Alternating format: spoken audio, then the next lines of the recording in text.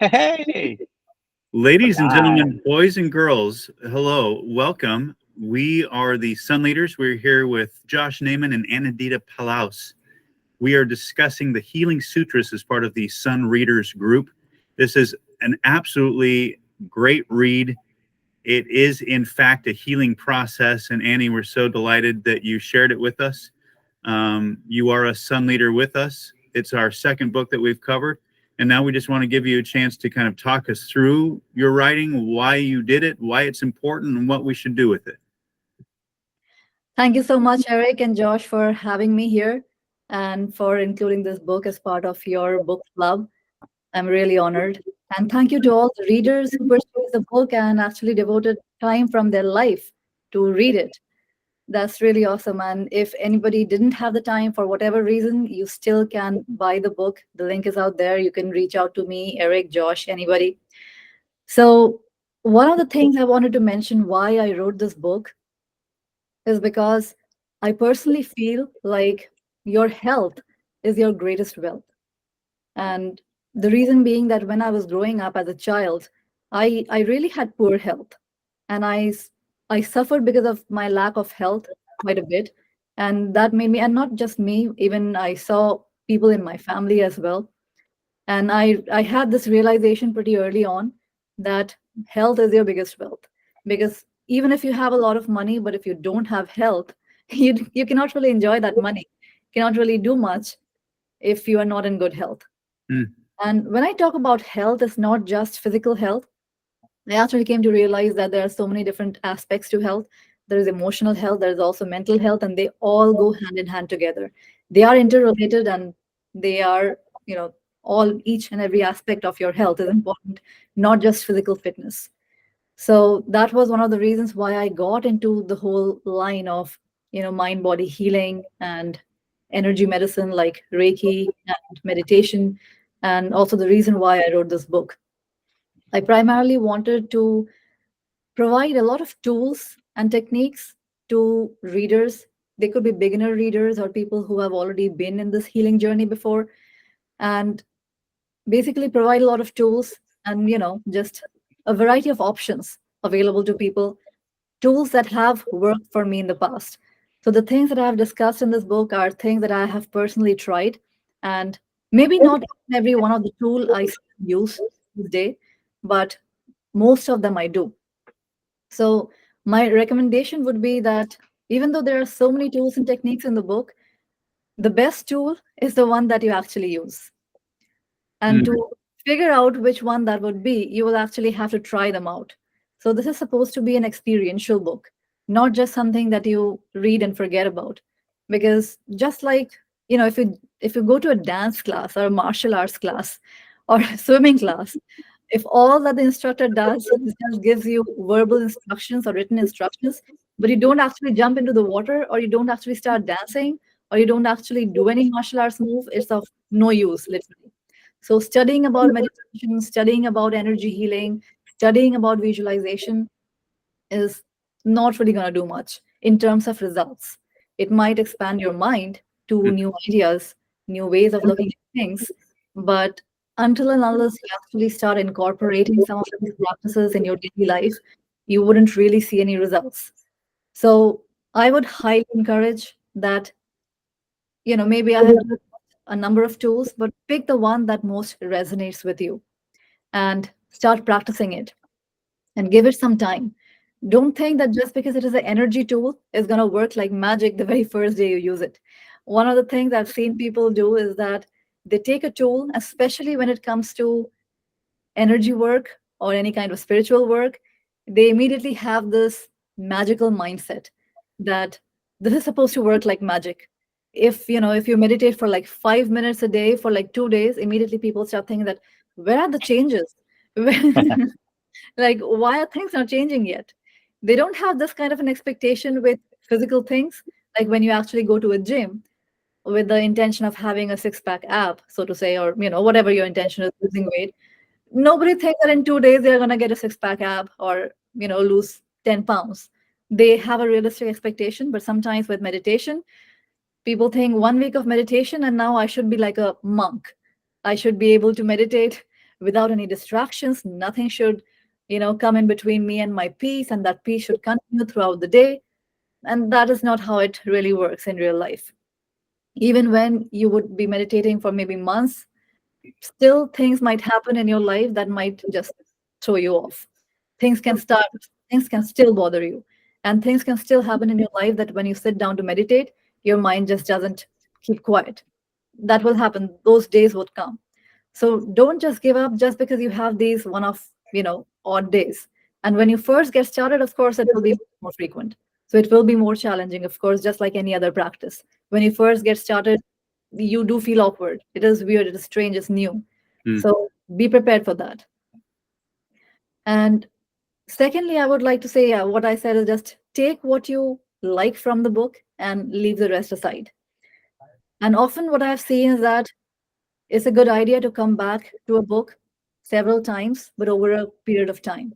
So the first time when you read the book, maybe certain parts of it are going to stand out to you, and certain parts might not, make any sense. So whatever makes sense right now, just use that in your life, but actually put the practices to use. And then maybe 6 months or 7 months or maybe even a year later, revisit the book, and you might actually see that certain things that didn't make sense previously is making a whole lot of sense right now.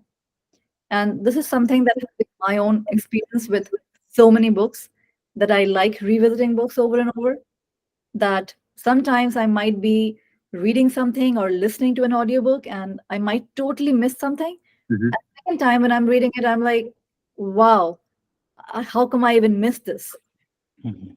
So certain things just make sense at a different, the different point in life, just because you are at a different place energetically. So just try that. I'm sure that would be pretty helpful. And one of the things I thought I would do this time was to take questions. So if you, for the readers who are there available right now, they can definitely ask me questions. And those who are not able to make it right now can always reach out to me. And, I'm always available to answer any of the questions related to the book or any other kind of discussion that you want to have, something along the lines that I spoke about in the book. And I did make one more point. Let me just check quickly if I discussed something that I wanted to. While you're Yeah. thinking of that last point, Mhm. what is the best way for someone who might read your book, next month, and they have a question? What's the best way for them to reach out to you? They can reach out to me by email, or they can even call me. Call, text, email, any of that would be fine. My website is my full name, anninditapaulus.com. It is mentioned on the screen right here as well. Got it. Okay. So I was kind of chuckling to myself because we're talking about six-pack abs and getting into the gym and doing that stuff. And it's like you can get a six-pack spirit. That'd be Right. kind of fun. A new T-shirt idea, Mr. Naaman. That's not a bad one. So you mentioned that in your book you have, maybe even some things that you don't necessarily spend a lot of time and practice on anymore. But can you tell us what you really do focus on from your book? What are some of the tools and exercises that you use on a fairly regular basis? Sure. So personally, I love meditation and the practice of letting go, and of course, energy work. So, energy work, which I teach, is primarily Reiki. That is the common word that people know it by, but I like to call it energy medicine because what I actually teach is energy medicine. And Reiki is just a commonly known word that people generally know it by. Mhm. Yeah, so Reiki is something that I practice more often, and meditation, that is more or less daily. When I'm traveling, yes, it becomes a challenge sometimes with my travel plans and everything. And the practice of letting go and surrendering, that alone has been huge in my own experience. Just Mhm. the practice of letting go and surrendering. And I could possibly go on and on about that. And in the book, I have actually mentioned a lot of extra resources about the Sedona method, which I came across, about the practice of letting go. And that has helped me a lot in releasing a lot of maybe energetic baggage, so to speak. But energetic baggage that was showing in the form of mental and emotional baggage, certain behaviors, certain fears, and that just helped a lot in dissolving all of that and in increasing my connection to source energy or to my intuition, to the higher mind, whatever word you want to use for it. Because when we have all this energetic baggage, then it is like you are this, your soul is this bright light, but then it's like, a lot of mud has been thrown on that bulb. So now that mud needs to be cleared out before that light can actually start shining brightly. So as you start letting go, it's like layers and layers of that dirt being just removed from your consciousness. So the light of your consciousness can actually shine brightly and you can be more in touch with your intuition. Does that make sense? Oh, 1,000% it makes sense. Now, Mhm. do you work with people on a one-to-one basis or in groups, or what? How do you work? Yeah, so far I have been working with workshops, they are in a group. And when it comes to coaching, I have so far been working only one on one. Mhm. Although moving forward in the future, I do have plans for some group coaching programs, but I haven't yet dished them out. Like, there is nothing on my website currently about that. But that is something I do have some coaching related, some group coaching plans coming up in the future. That's exciting. I would love to be able to learn about them and promote them, and I think there's great value there. Mhm. So, I, I Thank don't you. mean to kind of like commandeer this, but I do have a thought, a question. You mentioned that you struggled with health when you were young. Hmm. How long did it take you to discover this process of healing? And would you consider yourself, if your wealth is in your health, would you consider yourself wealthy now? So how was that process? Yes, for sure. So yeah, growing up, I actually had asthma, which is like breathing problem. And I guess, I mean, back in New Delhi, it's quite common for people to have because of the pollution level and everything. And that really brought my energy levels down quite a bit. And a lot of other issues associated with that. Like every time I would get a cold, I would have a high tendency of getting bronchitis and, having all this chest congestion and breathing problem and all that stuff. So of course, growing up, I didn't have access to any of these tools. In my family, there was no such discussion or awareness around any alternate methods of healing. So the only thing I would have is just medication. And that was this asthma pump that you use for whenever, you feel like that shortness of breath. So I was relying on that medication. It went so bad at a certain point that I would have to start taking it like 5, 6 times a day. Uh, And it was not year long, but there were certain seasons when it would go really bad. Mhm. And and I mean, I would feel like using it more, but then there was a limit to how many times in a day you could be using it. So I couldn't. But well, thankfully, I got introduced to a friend who was doing this breathing technique. It's called pranayam, like pranic breathing technique. And she told me that her sister received a lot of benefit from that technique. And through that, I found this place called Art of Living, and they teach this breathing technique. And I didn't even take their lesson from the actual teacher. I learned it from my friend at first because there were no workshops happening in my area. And just by doing that, the very first day, I saw so much results that that very first day, my the number of times I was using that inhaler was already less by like I was using it 2 times lesser. Hmm. So, and I was like, my chest, my lungs just felt much more open. And after doing those techniques for just 1 week, I didn't have to use my inhaler anymore. So I was like, oh my God, where was this technique all this time? And of course, they have been teaching these workshops as breath work techniques for a long time, but it was just never in my awareness. And since then, I've been doing so. This technique, it consists of a series of steps. It is primarily breath work and then some meditation at the end. So that was literally my first introduction, so to speak, to this world of alternative healing, where I realized that there is a whole world out there of healing yourself without relying on medication, which is so much more powerful and potent than what medications could do, because of course medications come with their side effects, and there is only so much medication you can put in your body. After that, you cannot. I mean, there is a limit to that. So that was just Hmm. such a mind-blowing experience I had. And then I stuck with that for quite some time. And then after I moved to the US, because the pollution levels were low, then I felt like I was not needing any kind of medication. I mean, I was already off medication since I was doing the breath work back in India. But after coming to the US, there was a time when I kind of stopped using it because I didn't need to do any pranayam or use any medication because there was much less pollution. But then I started realizing, I think that was during the pandemic, 2020, when I started realizing that even though I don't need it for maybe physical health anymore, but for my mental and emotional well being, this is a great time to get started back again.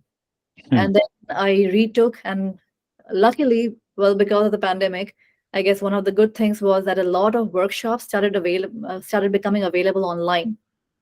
In the past, this particular workshop was never done online, but then it became available. And many other advanced workshops that I wanted to take from the art of living, which I couldn't because I just couldn't have time to travel to their retreat center and stay there for days to do them. So then I dived into silent meditation retreat. And of course, even before that, after I moved to US, I had extra time. So I got into Silva meditation, Silva mind and body healing. So that was all like going to a deeper state of mind and using that for healing your body and for visualizing to create your, create a different reality for yourself. And that, of course, unleashed a whole lot of different changes in my life, in my relationships. I moved out of my previous relationship, went into a much more better, empowering relationship. A lot of things changed. So, yeah, I mean, one thing just led to the other. I Sounds might, like sounds like you in your journey, it's like what you recommended with your book is that you tried all sorts of stuff and took what worked for you along the journey. I mean, it seems like when you're going through these processes that if you're in the mindset and the mode of self-improvement and healing yourself and doing the work, then you're going to be moving the needle forward in some way. But what's sticky is what you were sorting through all these different techniques, which is cool to hear about. I didn't Mhm. mean to cut you off. I just wanted to point that out that there's the relationship to what you recommend just to, as we go through your book like that. Yeah, for sure. I mean, and it's not always easy. Again, I mean, I always suggest not to get into magical thinking just because you're working with energy, something that you cannot see. So sometimes people get into this idea that, okay, once I'm on the spiritual path, so they kind of start thinking of it as a way of escaping reality. And the spiritual path is not a way of escaping reality. It's almost the opposite. Exactly the opposite. Yeah. Yes. You will be facing, you have to be face to face with things that you fear the most, for sure. Mhm. Yeah. Otherwise, I mean, if any spiritual work is actually leading you away from facing reality, then it's not really spiritual. It's just escapism. So Hmm. things don't always work out the way you have been visualizing in your mind. So it's not like if you are visualizing certain things, let's say you're visualizing a very happy relationship, and it might not come in the form that you are thinking. It might not be with the person that you have in mind. The universe might have better ideas for you.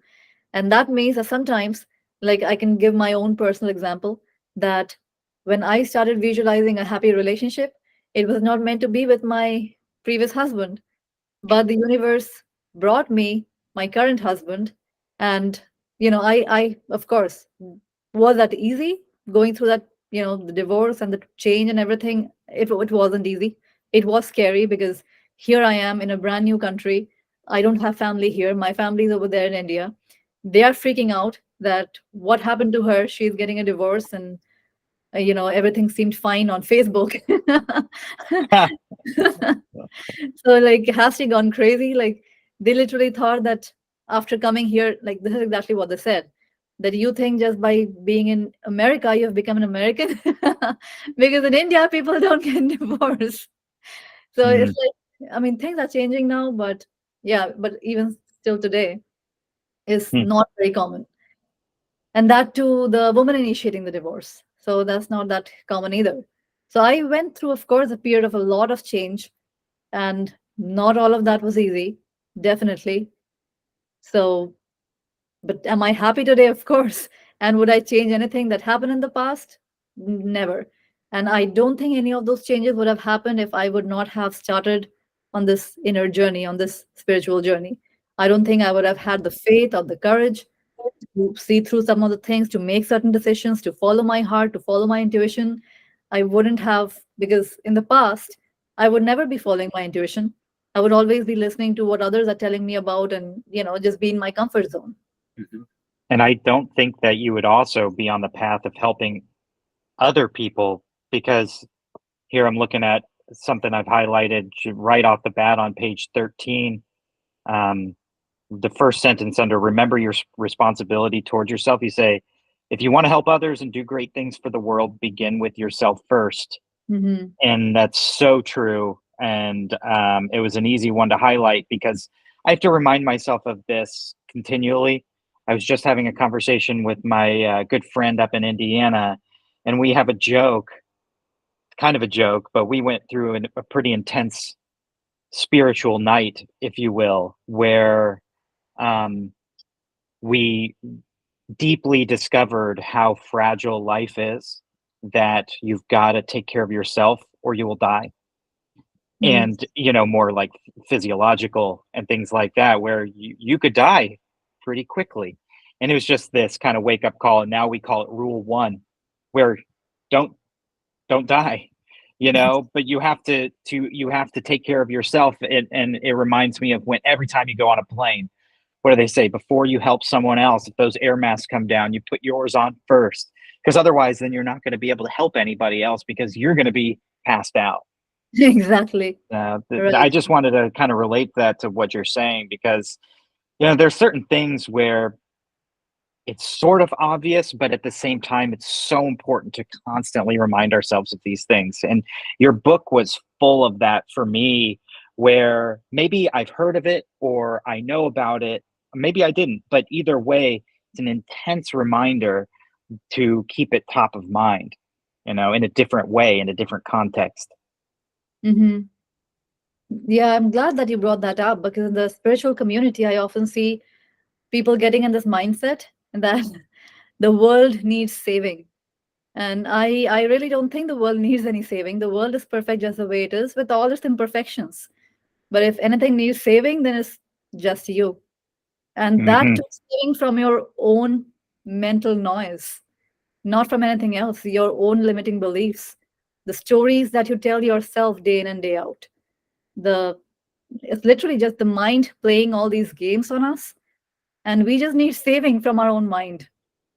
Yeah, it Because starts with you in your exactly actions, and that's what you put out into the world. And if everybody's working on themselves, then the right. world is going to be a more positive place because of the calibrations of people. Oh, I probably shouldn't be such a jerk, or I shouldn't do that because that's not good for future generations, or whatever it may be.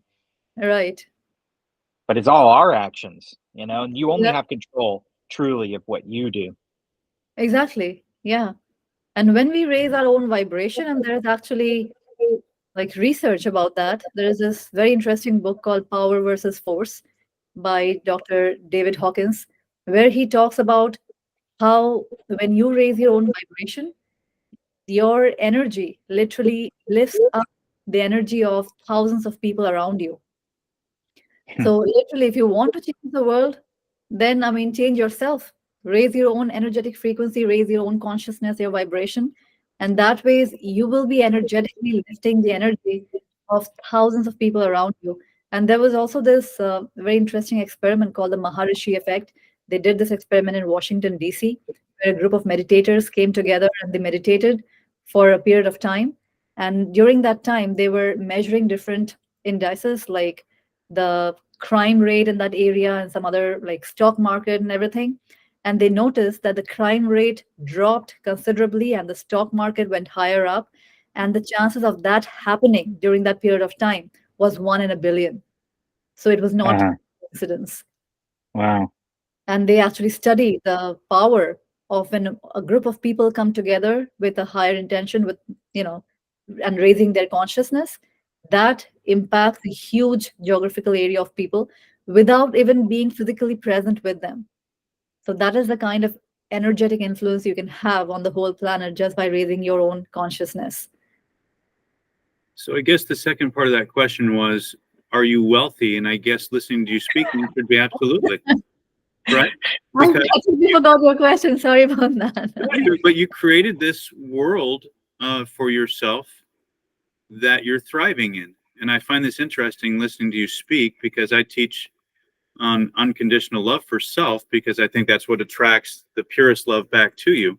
Yeah. So, I coach on these pillars of self-acceptance, self-responsibility, respect for free will, and do no harm. And I think that creates the opportunity for unconditional love of self. Hmm. Get to that point, we do have a higher vibrational energy, and we are able to affect others and be present for others. And that's my hope for everyone. And I think your book is a bridge to that for sure. So I'm grateful for it. Now, Josh, I think you had a few other questions maybe that you wrote down. Did you have a chance to go through those, or did we cover them? I mean, we're covering a lot. My questions, some of them have been answered by your stories, Annindita, because the book sort of speaks for itself, your journey. I'm so glad we're doing this because that's the meat that I want to learn about behind the book, behind the author. I think that's the power of this. I'm very inspired by what's happening right now and us capturing this because I think this is so important and I'm glad we're recording it. Um, I think maybe questions will come up with another thing, and then I'm gonna let you be Eric. But for me, on page 55 and 56, you're talking about it's in the what is it? The basics of meditation, and you talk about 5 simple and effective tips creating a feel-good space. And so number 1 is the space. Number 3 is comfort. And then number 4 is cleanliness. And 5 is mood. And it's interesting because I connect with this a lot because for me, when I see people, and I'm going to relate this to business. If you looked at my desk right now, it's very tidy. I just have my notes for what's going on here, and that's it. I'm very I can't think. I can't do work if there's unorganization around me. And Hmm. I feel like I've been practicing a particular piece of meditation since I was a kid. I used to rearrange my room every 2 weeks to try to optimize the flow to its maximum efficiency and to my liking and to my liking of the space in order to enjoy myself the most in my space. And it's interesting over time and reading this book and understanding what I was doing, what I currently am doing in my space Hmm. is sort of a form of meditation where if I'm not literally meditating, which I need to do more of, and this is a reminder, my wife is a constant reminder. We She all need to. every day. But I'm sort of doing part of it by getting my space in order. I have a light here and I have particular lights here. I don't like these overhead lights, but I need more lamps. Usually I'm a lamp guy. I don't do overhead lighting because I set the mood, I get cleanly, I fix and alter my space to the best of my ability to make me enjoy the space and enjoy my time there. And then I'm not worried about the space. Then everything feels right and I can think about whatever it is without having this baggage. And you had mentioned energetic baggage. I feel like for me, if there's a stack of papers here and over here and there's clutter, there'd be so much baggage. I wouldn't be able to focus on this conversation right now like Right. this. It would be impossible for me. So that just stood out to me a ton. Um, so I wanted to kind of relate that to an experience that I've been doing my entire life. And as I continue on, even with my organization in my inbox of Mhm. my emails, everything goes in a folder. And if it's not in a folder, it's an action item. And so I have a high degree of organization with my folders within my email, within my computer as best as I can. I always feel like there's more to do, but then I go to someone else's computer or see their inbox and I'm like, how do you even live How do you move forward with your day? It would be paralyzing for me until I sorted through that. Then I could work. You know what I Mm. mean? So, anyways, I just wanted to relate that sort of because I know a lot of people in our group watching this might also be entrepreneurs and people who are doing lots of work and different things throughout the day. Mhm. And it's so practical what you're talking about in so many different ways. It ripples across our lives with the practices that you're talking about. So practical. I'm glad that it hit home. And I remember about this book called Mary Kondo Method. Have you heard about that? I No. thought that since you are so much into organization, you might actually like the Mary Kondo method. Is the whole book is about organizing, and it also incorporates energy principles as well. Hmm. And you know the whole idea about reorganizing your room or your office every 2 weeks. That's actually could very well be a a part of an energy practice where you, especially when you sit in your office space and you visualize your future, like what is your future income goal, and then you tune into the energy of your office space and feel, is this congruent with your future income goal?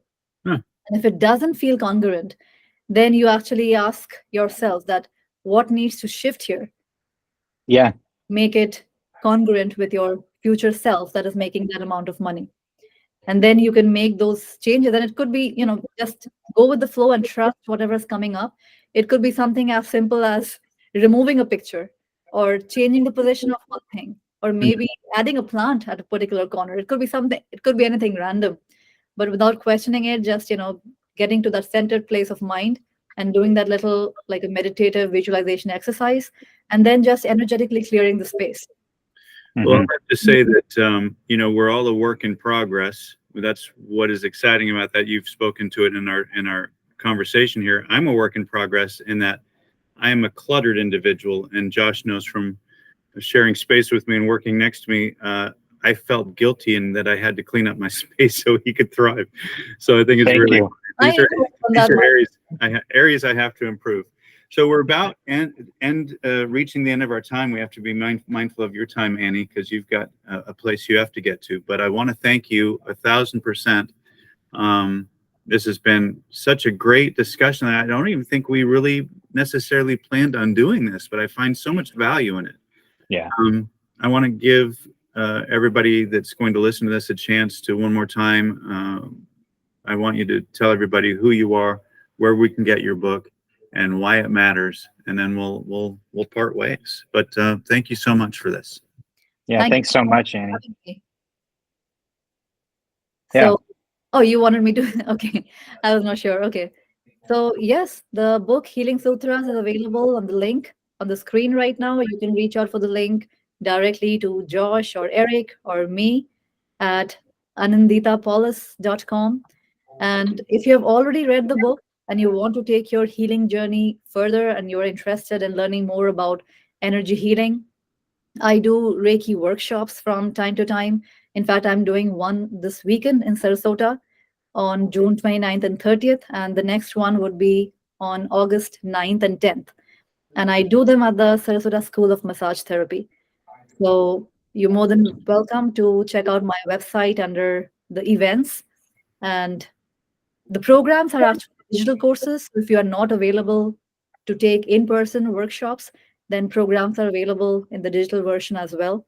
Everything that I teach in the book, I go much deeper in my programs, in my home study programs, as well as in my live in person events. So feel free to check that out if you want to join me in person.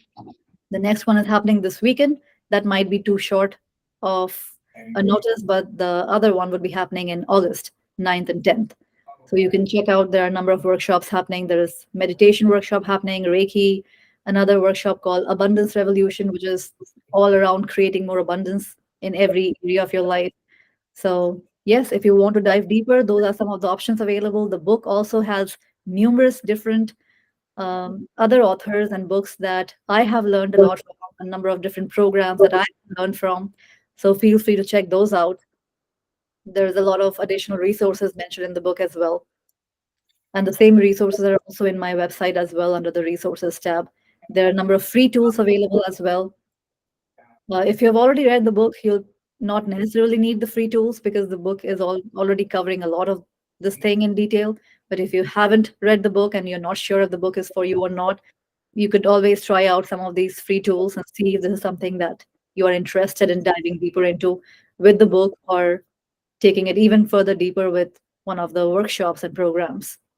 Well, I love it. I'm going to try to make a workshop. I think that's maybe something we can do as Sun leaders too. It'd be great to get a group of us and learn from you. I thank you so much for sharing your book, your knowledge, your energy with us. This has been really valued time for me. I Yeah, appreciate it. same. Thanks so much, Annie. Thank you so This much was for having me. wonderful. We'll see you soon. Thank you. I look forward to seeing you soon Yeah. at your new office. Yes. Yeah, Yes. we are. Jordan Yes. just popped in too. There he is. I'm going to go ahead and stop recording.